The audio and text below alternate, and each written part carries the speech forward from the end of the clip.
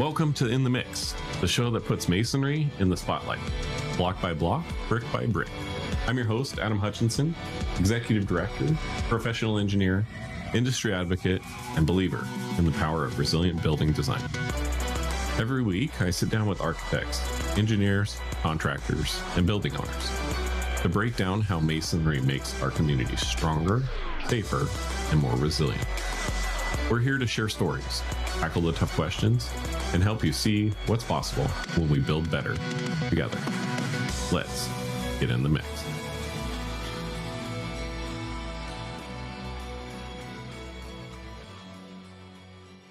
On today's episode, we're going to be talking to Jed Olafson.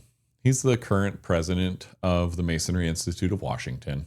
He also owns Johnston Construction with his son, Hogan Olafson, and is a great industry advocate and promoter of masonry.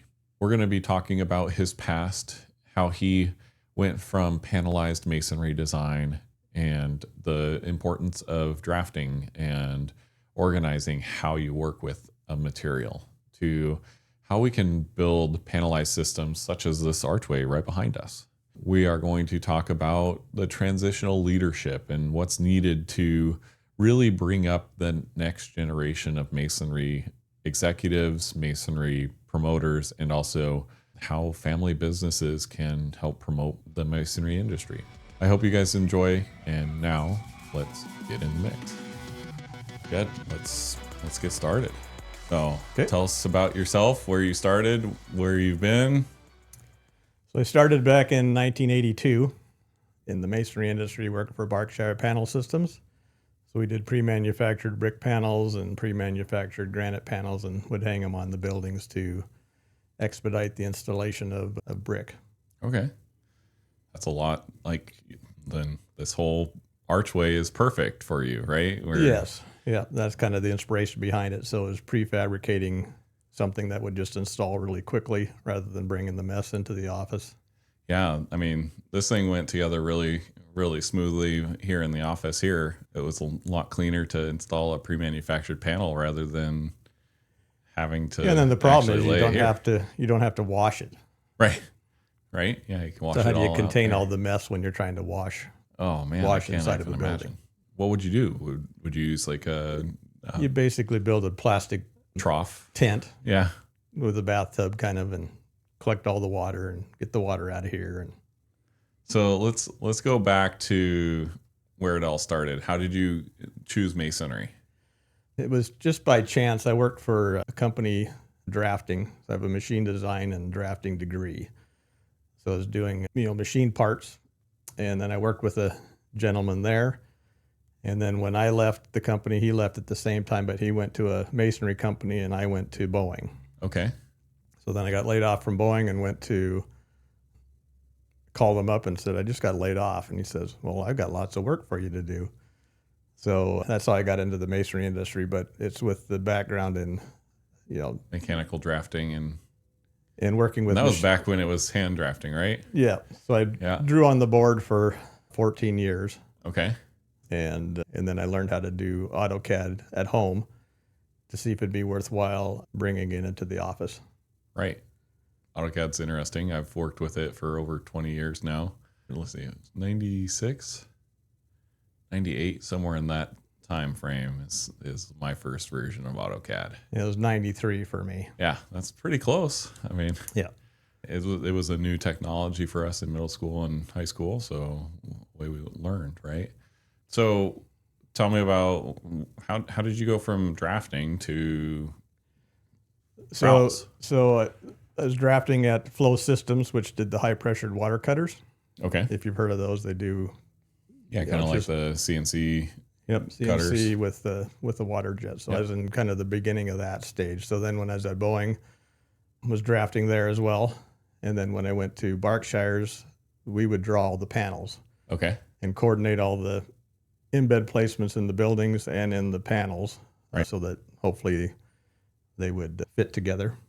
But within tolerances. But the tolerance of a machine part is super tight. Yeah, 1/1000th of an inch. Whereas it worked really well with designing brick panels because we had a 1/2 inch joint to work with.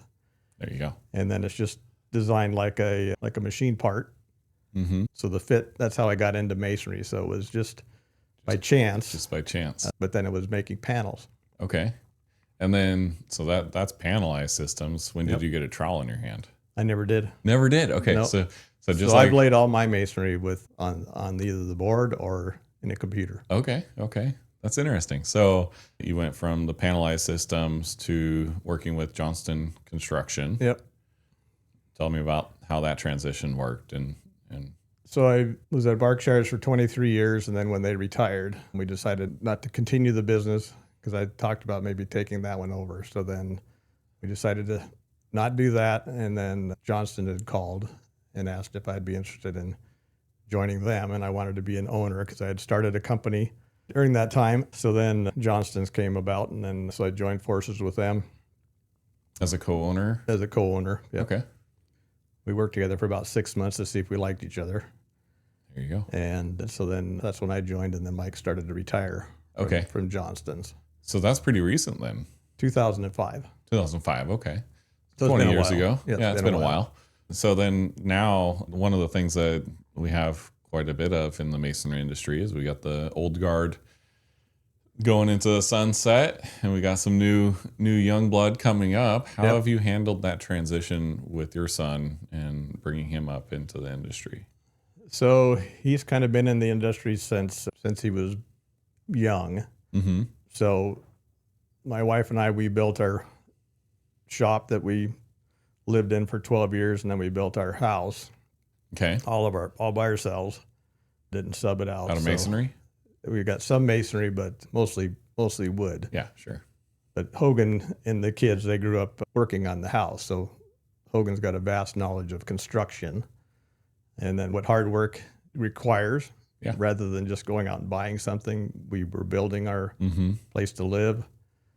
And then Hogan started working with us when he was 14. Okay. In the summers. So then he would work in the yard, and then pretty soon he was working in the field a little bit, delivering materials when he was a little bit older, when he could drive, working in the office. So he's kind of seen all aspects from the very, very bottom all the way through to the top. So then he went to school and got his engineering degree. Okay. At UW. Which one? A civil engineer. Civil engineering. Okay. So then he worked for a civil engineer for a couple of years. Yeah, like two or 3 years, and then working on groundwork stuff. I'm sure I'll interview him later too. All retrofit type stuff, fixing some of the older buildings. And so then he called one day and he says, "I don't think this is for me, Dad. So I'm going to come to work on January 1st. All right, then. And I said, "I guess I'll talk to the the owners and just make sure that's okay." So he's worked for us for 5 or 6 years, and then in October of 23, him and I bought out Rick Johnston. Okay. Let Rick Johnston he's kind of retire and enjoy his retirement. Yep. So now it's working with my son. Nice. Yeah, and Hogan's been great to work with on different projects that I've gone out on job sites with him, and it's always great to see that new guard is still being trained. He's kind of like an old, and like an old soul, because he's been around it. He's been around it his whole life, so he's right. He's not, I guess, new to construction. He had some management classes at UW for managing people. Sure. And he had project estimating and things like that, I'm sure. Yep. Well, he was at UW as well. So, I mean, that all plays right into helping buy out and run the company, right? Correct. How many people do you typically have work for you throughout the year? And what kind of projects do you focus on? We focus on projects that we get the bid on. So, is there a specialty niche that you like to bid on, or is it just kind of whatever? We bid on pretty much everything we don't typically go after any big box type work. We try to, no job is too small. Right. Some jobs are a little bit too big, but depending on the schedule, we don't like the ones where you just... you don't like the 6-week schedules where it's a massive, huge building. Yeah. And you got to throw 20 people, 30 people at it. Right. Yeah, right? We don't really focus on that. The stuff that's super tall, we don't really have the scaffold for doing the super tall stuff, but we've done several super high-end homes that's got super accurate tolerances and quality. We love that type of stuff. We can help with the design up front so that we're ordering a lot of stuff cut to size rather than figuring it out on the fly. Yeah. So it saves a lot of material coming in. Yeah, and it reduces the lead time on the projects and everything for your installs, right? And we can help design, if they're designing something that doesn't feel right, we can kind of guide them along the way. Yeah. So typically we talk about strength, weaknesses, opportunities, and threats in the masonry industry as well. What are some strengths of masonry that you see that it succeeds at really well? I think the longevity. The history. If you look around, there's buildings that are 100 years old and they still look really good. Right. Whereas different types of sidings or other materials might not. They may get dated, may get dinged. Even if a masonry wall gets dinged a little bit, if it gets dinged enough, it starts to become rustic. So right. Or if you get a break on one of the bricks, you got to tear out that one brick and put a new one in. Oh well, right? Yep. It doesn't require you to replace a whole panel or the whole side of the building right there.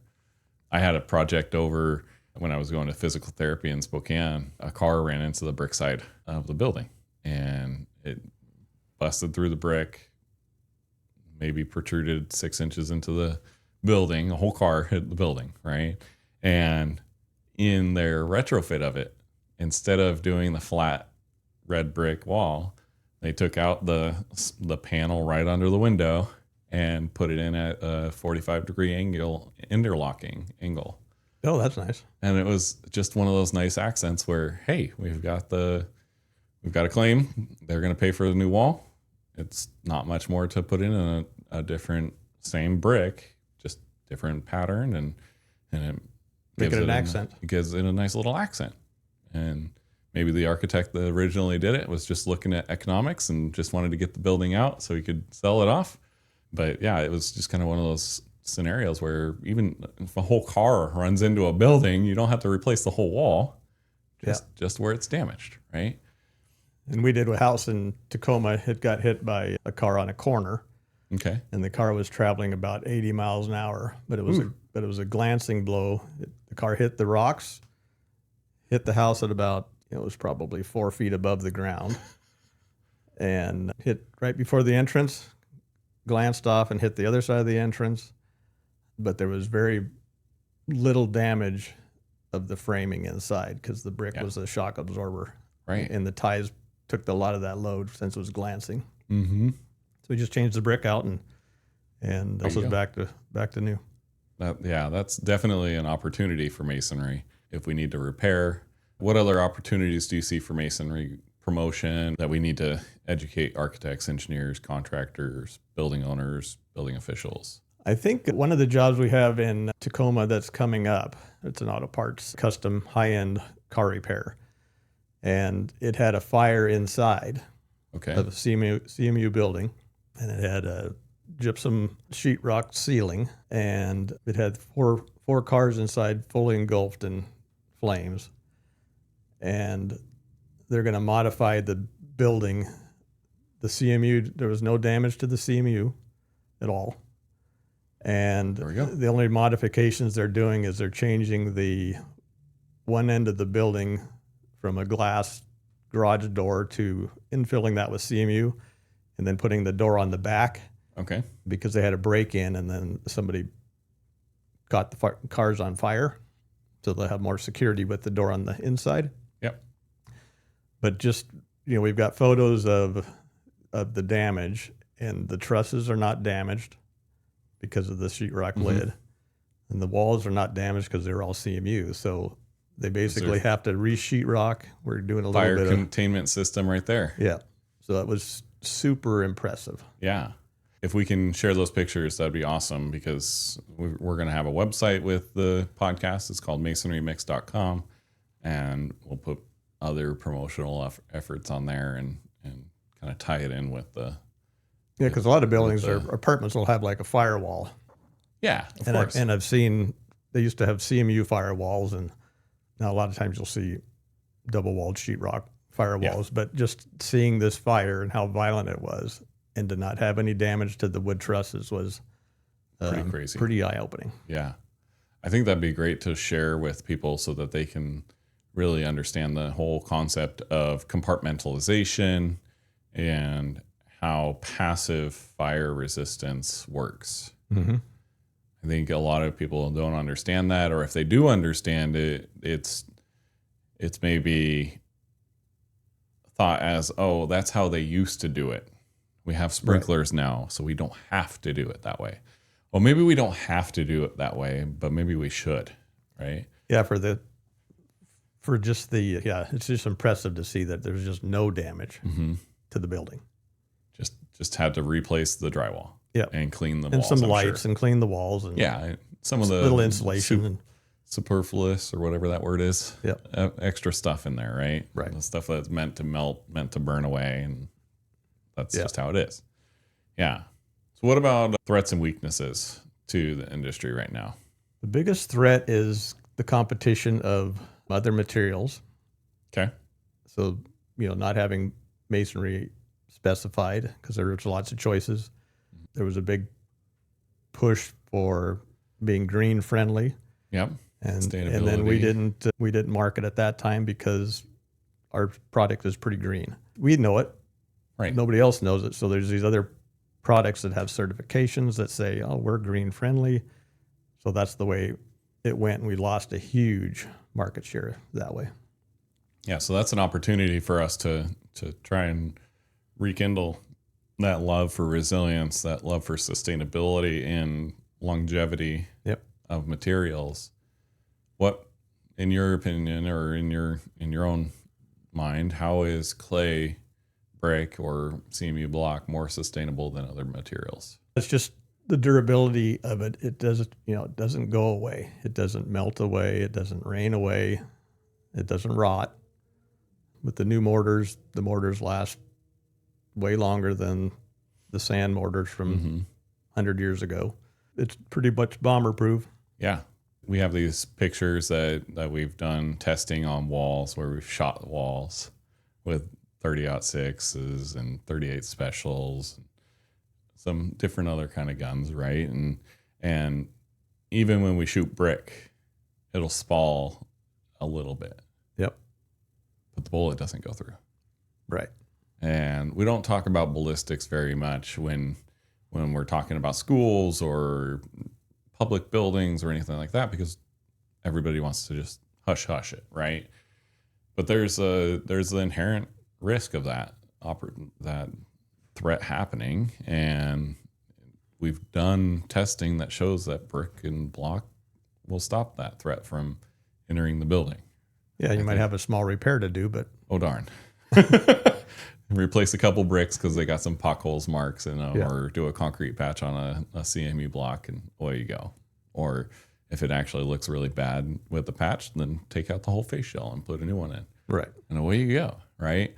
I think there's a lot to be learned from the resilient aspect of masonry at the high level. How do we go about teaching architects, engineers, contractors, building owners, building officials who are very focused on this green path only, that the bigger sustainability picture requires both green conscious, carbon conscious materials, as well as this long lasting, durable, resilient product like masonry?